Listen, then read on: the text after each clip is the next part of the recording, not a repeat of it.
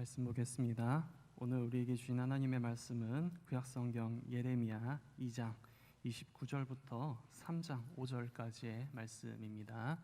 구약성경 1053면 전후에 있습니다. 예레미야 2장 29절부터 3장 5절까지의 말씀 보도록 합니다. 구약성경 예레미야 2장 29절에서 3장 5절까지의 말씀, 우리 찾으셨으면 제가 한 절, 여러분이 한 절 교독하여 보도록 하겠습니다. 예레미야 2장 29절에서 3장 5절까지의 말씀입니다. 너희가 나에게 대항함은 어찌 됨이냐? 너희가 다 내게 잘못하였느니라. 여호와의 말씀이니라. 내가 너희 자녀들을 때린 것이 무익함은 그들이 징계를 받아들이지 아니함이라. 너희 칼이 사나운 사자같이 너희 선지자들을 삼켰느니라. 너희 이 세대여 여호와의 말을 들어보라. 내가 이스라엘에게 광야가 되었었느냐? 캄캄한 땅이 되었었느냐? 무슨 이유로 내 백성이 말하기를 우리는 노였으니 다시 주께로 가지 아니하겠다 하느냐? 처녀가 어찌 그의 폐물을 잊겠느냐? 신부가 어찌 그의 예복을 잊겠느냐? 오직 내 백성은 나를 잊었나니 그 수는 셀 수 없거늘. 내가 어찌 사랑을 얻으려고 내 행위를 아름답게 꾸미느냐? 그러므로 내 행위를 악한 여자들에게까지 가르쳤으며 또 내 옷단에는 죄 없는 가난한 자를 죽인 피가 묻었나니 그들이 담 구멍을 뚫었기 때문이 아니라 오직 이 모든 일 때문이니라. 그러나 너는 말하기를 나는 무죄하니 그의 진노가 참으로 내게서 떠났다 하거니와 보라, 내 말이 나는 죄를 범하지 아니하였다 하였으므로 내가 너를 심판하리라. 내가 어찌하여 내 길을 바꾸어 부지런히 돌아다니느냐? 내가 아수르로 말미암아 수치를 당함같이 또한 애굽으로 말미암아 수치를 당할 것이라. 내가 두 손으로 내 머리를 싸고 거기서도 나가리니 이는 내가 의지하는 자들을 나 여호와가 버렸으므로 내가 그들로 말미암아 형통하지 못할 것임이라. 그들이 말하기를 가령 사람이 그의 아내를 버림으로 그가 그에게서 떠나 타인의 아내가 된다 하자 남편이 그를 다시 받겠느냐? 그리하면 그 땅이 크게 더러워지지 아니하겠느냐 하느니라. 내가 많은 무리와 행음하고서도 내게로 돌아오려느냐? 여호와의 말씀이니라. 내 눈을 들어 헐벗은 산을 보라. 내가 행음하지 아니한 곳이 어디 있느냐? 내가 길가에 앉아 사람들을 기다린 것이 광야에 있는 아라바 사람 같아서 음란과 행악으로 이 땅을 더럽혔도다. 그러므로 단비가 그쳤고 늦은 비가 없어졌느니라. 그럴지라도 내가 창녀의 낯을 가졌으므로 수치를 알지 못하느니라. 내가 이제부터는 내게 부르짖기를 나의 아버지여, 아버지는 나의 청년 시절의 보호자이시오니 노여움을 한없이 계속하시겠으며 끝까지 품으시겠나이까 하지 아니하겠느냐? 보라, 내가 이와 같이 말하여도 악을 행하여 내 욕심을 이루었느니라 하시니라. 아멘. 할렐루야. 명절을 하루 앞둔 오늘 어쩌면 가장 바쁜 시간일 수도 있는데 우리의 분주함을 모두 내려놓고 성전에 나와 또 영상을 통해서 하나님께 예배하는 우리 모두에게 하나님이 이 밤 주시는 크신 은혜와 성령의 축복이 있기를, 그리고 각 가정에 임하기를 간절히 소망합니다. 오늘 본문을 읽으면서 여러분의 마음은 어떠셨습니까? 아주 슬픈 본문이 아닐 수 없습니다. 하나님께서는 이스라엘을 너무나도 사랑하셔서 그들이 돌아오기를 간절히 바라면서 돌아오라 돌아오라 계속 외치고 여러 가지 상황들을 통해서 하나님께서는 이스라엘을 돌아오라고 이야기하시는데도 이스라엘은 그 하나님의 음성에 귀 기울이지 않고 회개하지 않고 돌아서지 않으며 여전히 죄 가운데 서 있는 모습, 그리고 그러한 모습을 보며 한탄하고 계시는 하나님의 모습이 오늘 본문을 통해서 우리에게 고스란히 전해지고 있습니다. 이러한 하나님의 심경을 어떻게 하면 우리가 좀 이해할 수 있을까 고민하다가 제가 겪었던, 그리고 우리 모두가 한 번쯤은 겪어봤을 것 같은 그런 이야기를 통해서 우리가 오늘 하나님의 이 심경을 한번 이해해 볼까 합니다.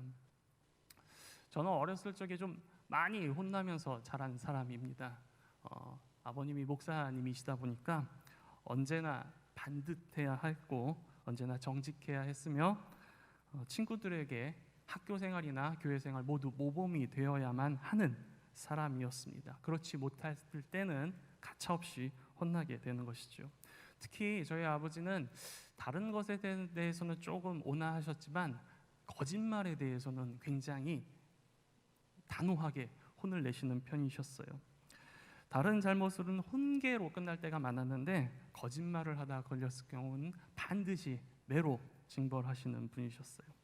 그날도 왜 그랬는지는 모르겠는데 거짓말을 하다가 제가 뭔가 거짓말을 하다가 아버지께 들키게 되었죠. 그래서 매를 맞았습니다.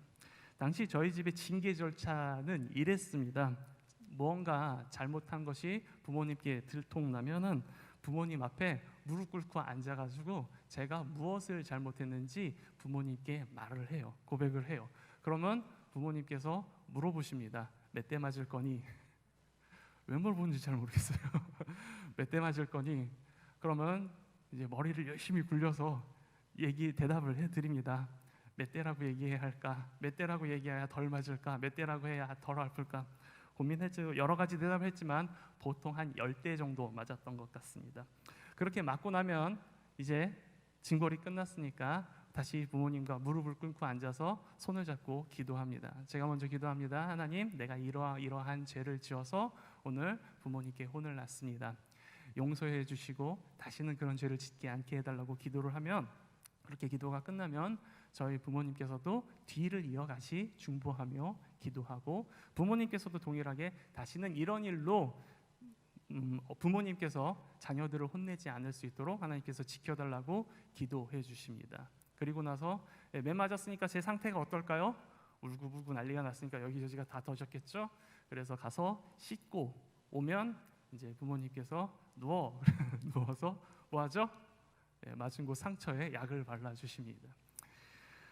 그날도 많이 맞고 엉덩이가 울긋불긋해져서 씻고 와서 아버지가 누우라고 그러셔서 누웠는데, 약을 바르시면서 아버지가 이런 얘기를 하기 시작하시는 거예요. 난저 이렇게 물어보셨어요. 아프냐? 왜 묻는지 모르겠어요.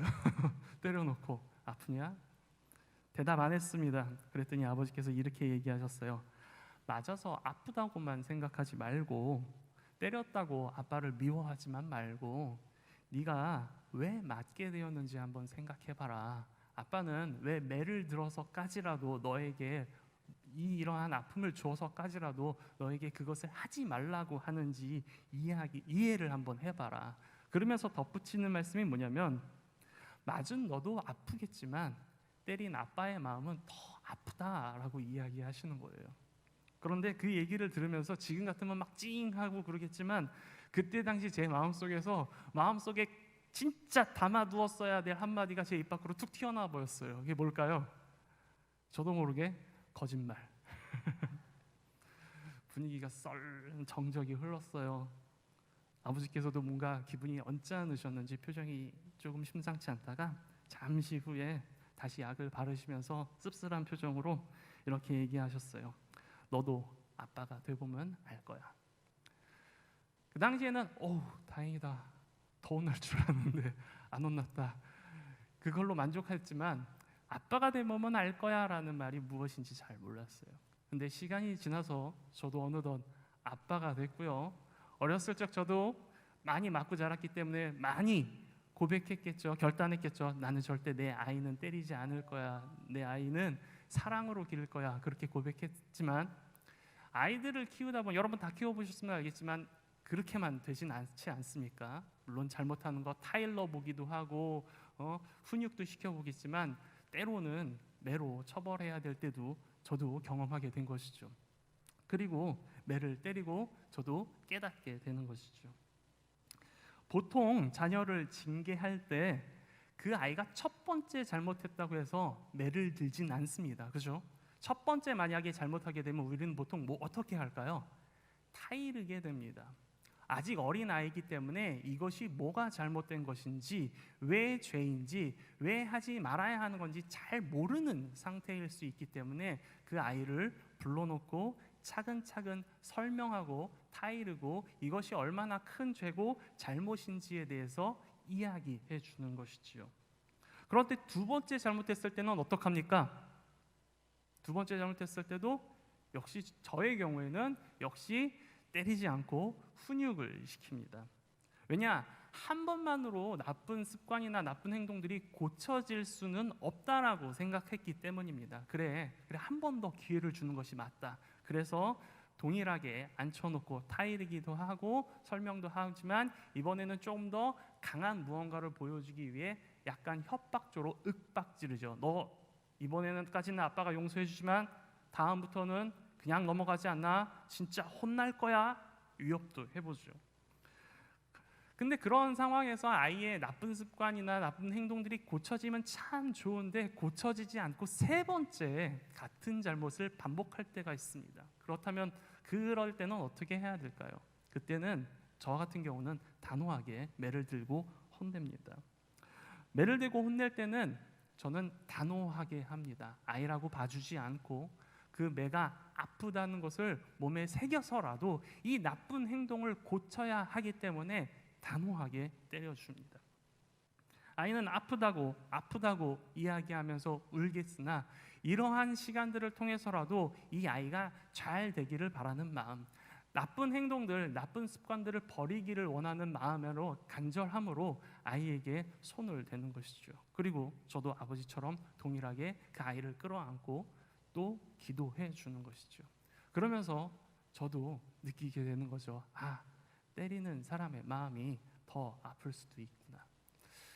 참 그렇습니다. 바르게만 자랐으면 좋겠는데, 사랑받고 자라기만 하면 좋겠는데 그렇지 못하는 안타까움, 내 맘 같아서는 조금 더 사랑해 줄 수 있는 요소가 더 많을 텐데, 더 안아줄 수 있는데 왜 아빠의 마음을, 부모의 마음을 이해하지 못하고 이렇게 엉뚱한 행동들을 할까? 왜 하지 말라는 것만 참 골라서 할까라는 그 마음들이 모여 제 마음을 더 아프게 하고, 물론 훈계고 아이를 위해서라고 했지만 내가 가장 사랑하는 아이의 몸과 마음을 아프게 하면서 오늘 그런 처벌을 했다는 것이 우리의 마음을 참 아프게 하는 것 같습니다. 그러면서도 딱 한 가지를 바라는 거죠. 이걸로 이 아이의 행동과 죄되는 습관이 고쳐졌으면 좋겠다. 이것으로 고쳐질 수 있다라고 한다면 이러한 아픔까지도 내가 충분히 감내할 수 있다라고 고백하는 것이죠. 이렇게 아픔을 통해서 고쳐져면 참 좋겠는데 고쳐지지 않을 때가 있습니다. 오히려 시간이 지나고 아이들이 점점 성장하면서 이러한 부모의 마음을 완전히 외면한 채, 모른 척한 채 이제는 그렇게 훈계하는 부모에 대해서, 그리고 그렇게 아픔을 줘가면서까지 바른 길로 인도하려고 하는 부모를 적대시하면서 나쁜 사람으로 생각하면서 마치 부모님이 나의 적인 것처럼 대하는 상태가 올 때도 있습니다. 어쩌면 오늘 본문에 그러한 이스라엘의 백성들의 태도가 바로 그러한 상태일지 모르겠습니다. 저는 아직 겪어보진 않았는데, 아이들이 어려서 아직 그 상태까지는 겪어보지 않았는데, 오늘 본문의 말씀을 읽으면서 내 아이도 만약에 나중에 컸다고, 다 자랐다고 부모가 올바른 길로 가르쳐주고 훈계하려고 할 때 그것에 대해서 반항하면서 누가 봐도 잘못된 것이 분명한데도 불구하고 그것이 옳다고 얘기하며 반항한다면 얼마나 마음이 아플까, 얼마나 나도 신세한탄을 하게 될까라는 생각을 가지게 되었습니다. 얼마나 그 부모의 마음을 아프게 하는 사람이었을까. 그러면서 되짚어 보는 거죠. 아까 제가 부모님이, 아버지가 때리는 아빠가 더 아파라고 얘기할 때 뭐라고 얘기했다고 그랬죠? 거짓말. 그 말을 들었던 아버지는 얼마나 마음이 아프셨을까, 얼마나 저를 보면서 속상해 하셨을까. 오늘 본문에 하나님께서 이스라엘 백성들을 향해서 속상해하십니다. 돌아오라 그렇게 이야기했고 하나님의 말씀을 듣고 바른 길로 돌아오라고 수백 번 타일르고 설득하고 협박하고 윽박지르고 경우에 따라서는 징벌한다, 경우에 따라서는 작은 것들로 때로는 큰 것들로 징벌하셨는데도 불구하고 이스라엘 백성은 여전히 하나님의 사랑을 깨닫지 못하고 이해하지 못한 채 하나님께로 돌아오지는 못하는 모습을 보고 이제 오늘 본문처럼 아예 하나님 앞을 나서서 적대시하면서 하나님께 대드는 모습을 보면서 하나님의 마음이 얼마나 아프셨을까 돌아볼 수 있는 하나님의 마음을 좀 느낄 수 있는 오늘 이 시간이 되기를 간절히 소망합니다. 오늘 이스라엘 백성은 크게 세 가지로 하나님의 마음을 아프게 하는 죄를 저질렀다고 저는 생각합니다. 그 첫 번째는 하나님을 대적하는 일이었어요. 오늘 본문 29절에서 30절의 말씀을 같이 한번 읽어보기를 소망합니다. 29절에서 30절의 말씀입니다. 같이 보겠습니다. 시작. 너희가 나에게 대항함은 어찌 됨이냐? 너희가 다 내게 잘못하였느니라. 여호와의 말씀이니라. 내가 너희 자녀들을 때린 것이 무익함은 그들이 징계를 받아들이지 아니함이라. 너희 칼이 사나운 사자같이 너희 선지자들을 삼켰느니라. 하나님께서는 이스라엘 백성들과 사랑하는 관계, 언약의 백성과 언약의 하나님, 때로는 사랑하는 아버지와 자녀의 관계로 서로 사랑하며 살아가기를 원하셨지 지금처럼 서로 대적하는 마음을 가지고 미워하는 마음을 가지고 속상해하는 마음을 가지고 그렇게 서기를 원하지 않으셨습니다. 그런데 이스라엘 백성들이 하나님을 향해서 마치 하나님이 우리의 적인 것처럼 생각하며 하나님의 그 사랑의 마음에 응답하지 않고 있습니다. 오히려 하나님을 대항하며 마치 이 모든 상황이 하나님의 잘못으로 인해 이루어진 것인 양 하나님을 원망하며 이야기하는 것이죠. 그리고 그 어떤 하나님의 말에도 들으려 하지 않고 하나님의 선지자의 부르짖는 소리에 응답하지 않으려고 합니다. 그런 이스라엘을 향해 하나님께서는 다시 한번 이야기하십니다. 31절의 말씀입니다. 오늘 보면 31절의 말씀 같이 한번 더 보도록 하겠습니다. 너희 이 세대여 여호와의 말을 들으라. 보라, 내가 이스라엘에게 광야가 되었었느냐? 캄캄한 땅이 되었었느냐? 무슨 이유로 내 백성이 말하기를 우리는 노였으니 다시 주께로 가지 아니하겠다 하느냐? 하나님께서는 이스라엘을 한 번도 억압하지 않으셨습니다. 오히려 이스라엘에게 복된 길로 갈 수 있도록 인도해 주시고 하나님이 주신 축복의 땅에서 복을 누리며 살 수 있도록 인도해 주셨습니다. 그러나 이스라엘은 마치 하나님께서 자신들을 억압하고 못살게 구는 압제하는 것처럼 여기며 우리가 하나님께 겨우 자유하게 되었으니 이제는 다시는 하나님께로 돌아가지 않겠다 어거지를 피면서 이야기하고 있는 것이죠. 여러분, 이때 하나님의 심정이 어떠셨을지 이해가 가십니까?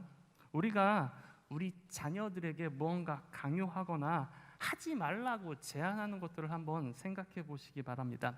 흔히 하는 거 공부해라라고 이야기하죠. 근데 그 공부해라라는 말 왜 합니까? 왜 합니까?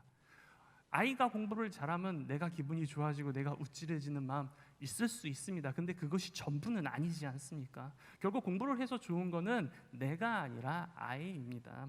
내 아이가 나중에 원하는 대로 행복한 삶을 살 수 있도록 원하는 직업을 가지고 원하는 뜻을 펴면서 살아갈 수 있도록 준비하라라는 말로 공부해라라고 이야기하지 않습니까? 또 하지 말라는 말은 무엇이 있습니까? 여러 가지 있겠으나 오늘 제가 이제 생각해 본 것은 대표적으로 거짓말하지 말아라. 그리고 술, 담배 하지 말아라라는 이야기들, 그런 제안들 하지 않습니까? 그런 제안은 왜 합니까? 그들에게 재미있는 것, 그들이 재밌어 있는 것 괴롭히기 위해서 하지 말아라라고 하는 것이 아니라 그러한 것들은 내 자녀의 생각과 몸을 해치는 일이니까 그런 것들을 멀리 피해서 건강하고 행복하게 살아가도록 노력해라라는 말로 이야기하는 것 아닙니까? 이 모든 것이 하라고 권유하는, 강요하는 것, 하지 말라고 제언하는 모든 것이 당연히 내가 아니라 우리의 자녀들이 잘 되게 하기 위해서 우리가 그들에게 권하는 것이 아닙니까? 마찬가지입니다. 하나님께서도 우리에게 명령하시는 것이 하나님의 뭔가 좋기 위해서, 하나님 마음에 좋기 위해서 하는 것이 아니라 하나님은 철저하게 사람이 잘 되고 사람이 복된 삶을 살게 하기 위해서 하나님께서는 명령하시는 것이죠. 최선을 다해서 하나님을 사랑하고 최선을 다해서 예배를 준비해서 하나님 앞에 내 마음을 두면서 살아가라라고 이야기하시고, 내 욕심을 위해, 내 정욕을 위해 뭔가 움켜잡기 위해 빼앗고 헐뜯고 싸우기보다는 타인을 바라보면서 사랑하는 마음으로 내 것을 나누면서 살아가는 삶, 그것이 나뿐만 아니라 우리 모두가 서로가 행복하게 잘 살 수 있는 방법이기 때문에 서로 사랑하며 살아라라고 이야기하시는 것이죠. 재물이나 세상의 유혹에 마음을 뺏겨서 쾌락에 빠진 채 몸과 마음을 망가뜨리는 삶이 아니라 내 영혼을 살리시는 하나님을 바라보며 복되게 살라는 뜻으로 하나님께서는 하라 혹은 하지 말라라고 이야기하시는 것입니다. 그런데 이러한 하나님의 마음을 헤아리지 못하고 이스라엘 백성들은 지금 하나님께서 자신들을 제한하고 억압한다라고 생각하는 거죠. 오늘 우리는 어떻습니까? 하나님의 말씀, 하나님의 명령에 진짜 감사하며 하나님께서 우리를 진짜 사랑하셔서 이렇게 말씀하시는구나 생각하면서 그러한 말씀들에 순종하며 살아가고 있습니까? 아니면 어쩌면 때로는 하나님의 그 명령, 말씀에 순종하라고 하시는 그 말씀이 때로는 내게 부담이 되고 짐이 되고 때로는 부당하게 느껴지는 그런 말씀들로 생각되어 지십니까? 우리의 생각을 바꿔보시기 바랍니다. 하나님은 우리를 사랑하시는 분이십니다. 그렇기 때문에 우리가 잘 되는 길로 인도하시기 위해 우리에게 말하라 명령하시는 것이지, 우리를 억압하기 위해, 우리에게서 무언가를 빼앗기 위해, 그것을 통해 하나님만 잘 되기 위해 하시는 분이 아니라는 사실을 기억하는 여러분이 되시길 바랍니다. 하나님은 우리의 괴롭게 하는 우리의 적이 아니라 우리를 이 세상 그 누구보다 사랑하시는 분, 그래서 우리가 잘 되기를 그 누구보다 바라시는 분이라는 사실을 기억하셨으면 좋겠습니다. 이스라엘의 두 번째 죄는 자신들의 죄를 인정하지 않는 것입니다. 오늘 본문의 2장 35절의 말씀을 다시 한번 읽어보겠습니다. 오늘 본문 35절의 말씀입니다. 함께 보겠습니다. 시작. 그러나 너는 말하기를 나는 무죄하니 그의 진노가 참으로 내게서 떠났다 하거니와 보라 내 말이 나는 죄를 범하지 아니하였다 하였으므로 내가 너를 심판하리라. 이스라엘은 이미 하나님 앞에서 많은 죄를 저질렀습니다. 32절 이하에 언급된 것처럼 마치 신부가 신랑을 버리고 다른 남자를 사랑하고 그 다른 남자와 음행한 것과 같은 우상 숭배를 하는 행위들을 버젓이 행했으며, 거룩한 하나님의 성전에 다른 우상들과 신당들을 세워 거룩한 땅을 욕되게 하는 일까지도 그들은 저질렀습니다. 하나님을 두려워하며 거룩히 하나님께 예배하도록 가르쳐야 할 제사장들과 레위인들은 하나님을 찾지 않았으며, 하나님에 대해 가르쳐야 할 율법 학자들은 하나님이 어떤 분이신지 몰랐습니다.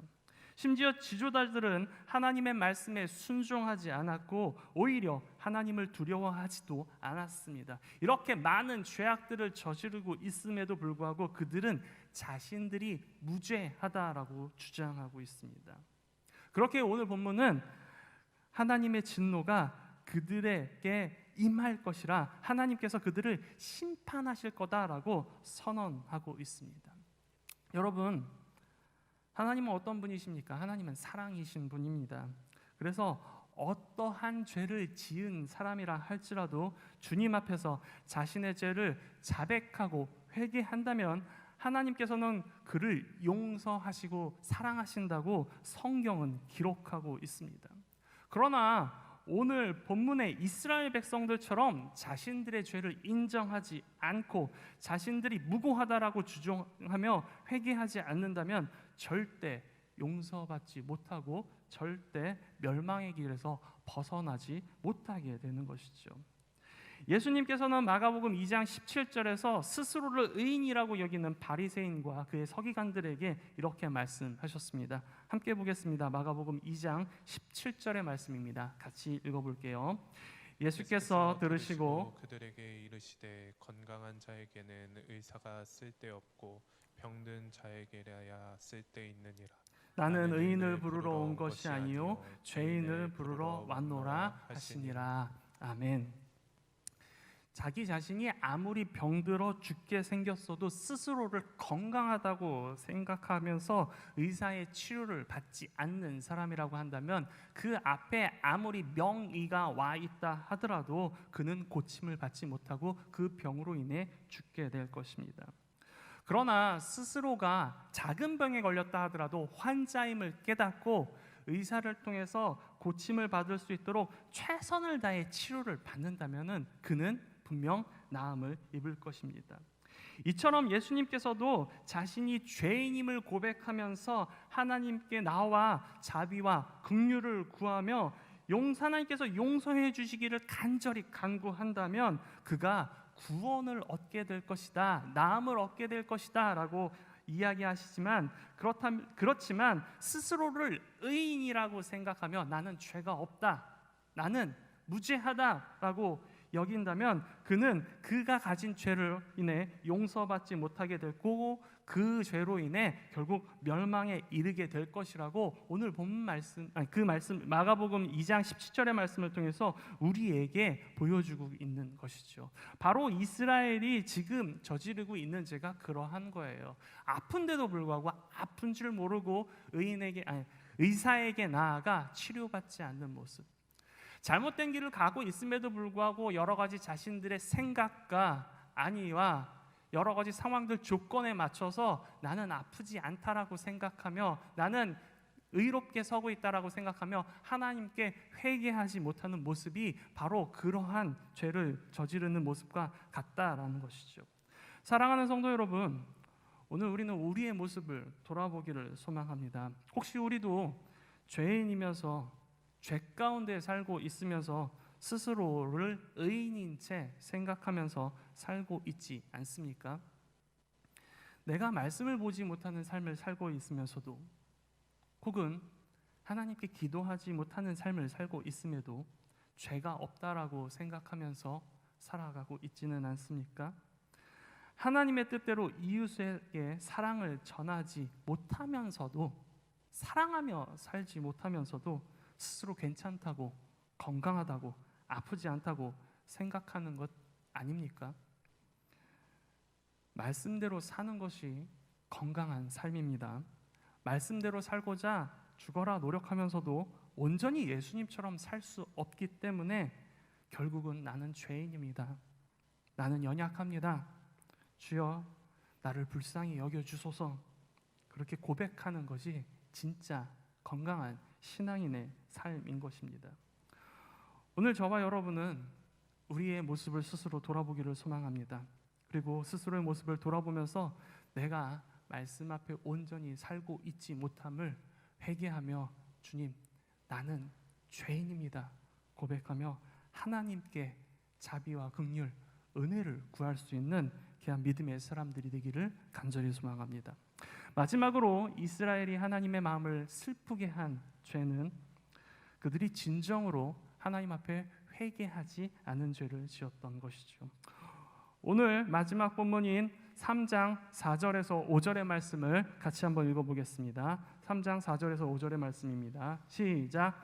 내가 이제부터는 내게 부르짖기를 나의 아버지여, 아버지는 나의 청년 시절의 보호자이시오니 노여움을 한없이 계속하시겠으며 끝까지 품으시겠나이까 하지 아니하겠느냐.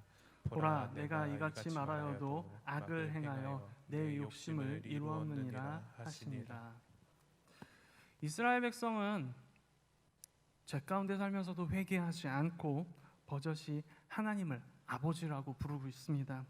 그러면서 아버지인 그 하나님께서 언제까지 자녀인 우리들에게 노여워하시며 화를 내시겠느냐, 그렇게 단언하면서 죄의 행위를 돌이키지도 않으면서 하나님의 징벌이 우리에게 임하지 않을 것이다 라고 생각하며 자신들의 죄를 지었음에도 불구하고 그 죄에 합당한 책임을 지지 않으려고 하는 자신들의 욕심을 채우고자 하는 말을 하고 있는 것이죠. 마치 이런 겁니다. 부모님께 잘못해서 부모님과의 관계가 틀어졌음에도 불구하고 부모님께 가서 어머니, 아버지 제가 잘못했어요, 용서해 주세요 라고 말하기 싫기 때문에, 자존심 상하고 뭐 여러 가지 이유에서 말하기 싫으니까 그냥 시간을 보내고 있는 거예요. 그러면서 그 자녀들이 그렇게 생각한다고 한번 생각해 보십시오. 괜찮아, 아빠는 저러다가 금방 잊어. 시간 좀 지나면 엄마 화 풀려. 그러니까 내가 지금 가서 그렇게 안 해도 돼. 내 잘못 얘기하지 않아도 돼. 만약 우리의 자녀들이 그렇게 생각하고 있다면, 그리고 내가 그걸 알아버렸다면 내 마음은 어떨까요? 슬프겠죠. 오늘 본문의 이스라엘 백성들이 그렇게 하나님에 대해서 이야기하고 있는 것입니다. 하나님 사랑의 하나님이잖아요. 하나님 자비와 긍휼의 하나님이잖아요.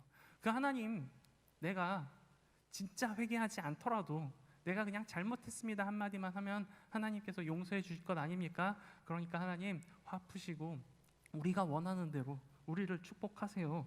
그렇게 지금 이야기하고 있는 것이죠. 그것은 올바른 관계를 형성하는 것이 아닙니다. 오히려 상대를 무시하는 나쁜 행위인 것이죠. 하나님께서는 하나님이 사랑하시는 그 자녀들에게 원하는 것은 진정한 회개입니다. 돌이키는 것. 내가 잘못했구나, 잘못 살았구나, 하나님의 마음을, 부모님의 마음을 슬프게 했구나. 그럼 이제부터라도 그렇게 살면 안 되겠구나. 이제부터라도 내가 하나님을 향해, 부모님을 향해 할 수 있는 것이 무엇인지는 모르겠으나 그래도 최선을 다해서 내가 하나님 마음에 합한 사람으로 살아야 되겠구나 결단하고, 그거 하나님 마음에 합당한 일이 아니라고 생각되는 것들은 단호하게 끊어내는 그 행위를 회개라고 하는 것이죠. 그런데 어쩌면 우리도 오늘 이스라엘처럼 회개하고 있지 않습니까? 죄인 줄 알면서도 내 입으로는 하나님 그 죄에서 벗어나게 해주세요 라고 이야기하면서도 여전히 그 죄의 바닥에 앉아서, 거기에 앉아서 어쩔 수 없다, 상황이 그렇다, 모두가 그렇게 행하고 있지 않느냐 핑계대면서 여전히 그 죄 가운데 머물러 앉아있고 그곳을 박차고 일어나 떠나려 하고 있지 않는다고 한다면, 우리도 오늘 본문의 이스라엘 백성들처럼 진짜 회개하려는 마음을 갖지 않은 채 하나님께 단지 징벌을 피하기 위해 하나님 회개합니다, 회개합니다, 하나님의 사랑과 자비와 긍휼을 이용하려고 하는 못된 마음을 품고 있는 그런 사람의 모습을 가지고 있는 사람일 수밖에 없습니다. 사랑하는 성도 여러분, 우리는 죄를 고백하는 사람이 되기를 소망합니다. 그리고 진짜 회개하는 사람들이 되기를 소망합니다. 쉽지 않습니다. 죄를 벗어난다는 것 쉽지 않습니다. 죄를 끊어낸다는 것, 여러 번 실패해서 다시 그 자리로 가서 주저앉을 수 있습니다. 그러나 내가 사랑하는 하나님께서 그 죄에서 벗어나기 위해, 나를 그 죄에서 구원하기 위해 하신 일을 기억해 보시기 바랍니다. 우리를 죄에서 구원하기 위해 하나님이 하셨던 일, 자기가 가장 사랑하는 독자, 사랑하는 아들 예수 그리스도를 이 땅에 보내셔서 그 고통 다 겪게 하시고 십자가에 달려 죽게 하심으로, 그가 온몸의 피를 쏟게 하심으로 사랑하시고 구원하신 것이 바로 우리의 죄를 용서하기 위해 하나님께서 하신 일 아닙니까?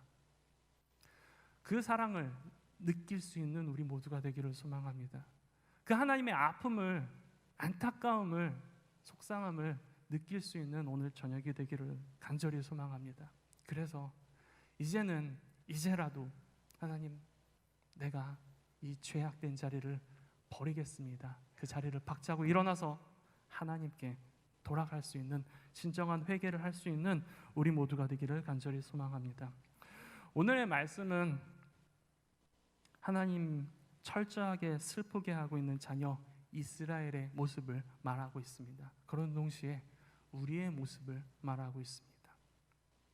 하나님께서는 이렇게 하나님의 마음을 아프게 하고 있는 사람인데도 불구하고 그들을 싫어 버리지 않으시고 그들이 돌아오기를 간절히 바라고 계십니다.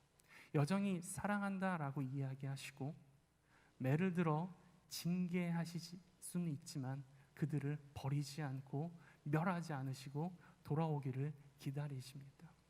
그 아들 예수 그리스도를 참혹한 십자가에 달려 죽게 하심으로 우리에게 회개의 기회, 용서의 기회, 구원의 기회를 주시고 이제 그 예수 그리스도의 보혈을 의지하여 하나님께 나아감으로 죄 사함을 받고 하나님께 돌아올 수 있는 길을 열어주시고 돌아오라 이야기하고 계십니다. 바라기는 오늘 이 말씀을 듣는 우리 모두가 이제 하나님을 바라보며 하나님께 나아갈 수 있게 되기를 소망합니다. 나는 의인입니다. 나는 죄를 짓지 않습니다. 그렇게 착각 속에 빠져 사는 사람들이 아니라 내가 진짜 말씀대로 살고 있는지, 내가 진짜 하나님의 뜻대에 합당한 삶을 살고 있는지 돌아보고 회개하고 내 삶을 고쳐 진정 하나님께 나아갈 수 있는 우리 모두가 되기를 간절히 소망합니다. 기도하겠습니다.